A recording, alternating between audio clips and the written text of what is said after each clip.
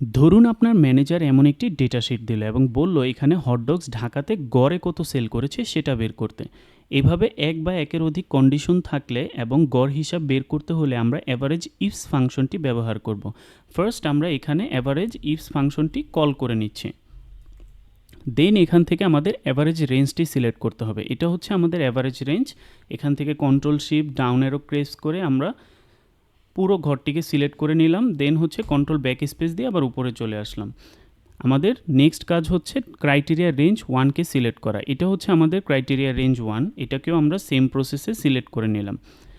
দেন আমাদের ক্রাইটেরিয়া 1টি দিতে হবে, এটা হচ্ছে আমাদের ক্রাইটেরিয়া 1-এর ঘর। নেক্সট আমাদের ক্রাইটেরিয়া রেঞ্জ 2টি দিতে হবে, এটা হচ্ছে আমাদের ক্রাইটেরিয়া রেঞ্জ 2, এটাকেও আমরা সিলেক্ট করে নিচ্ছি। দেন আমাদের ক্রাইটেরিয়া 2 দিতে হবে, এটা হচ্ছে আমাদের ক্রাইটেরিয়া 2-এর ঘর।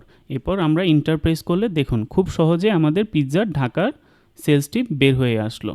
এখন আমাদের ফুড নেম এবং এরিয়ার ঘরগুলোকেও ডাটা ভ্যালিডেট করার কারণে এখান থেকে আমরা যেই ফুড অথবা যেই এরিয়ায় দিব সেই অনুপাতে আমাদের গড় সেলসগুলো দেখিয়ে দিবে।